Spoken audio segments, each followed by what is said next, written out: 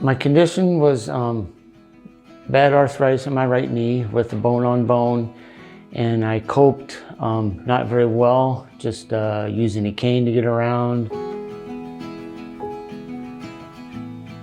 Why I finally made the decision was my quality of life was just not there anymore with the pain in my knee.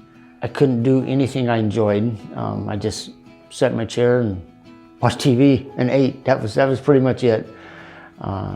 Couldn't get out, walk, run, waking up in pain in the middle of the night, a lot of aspirin, a lot of Advil.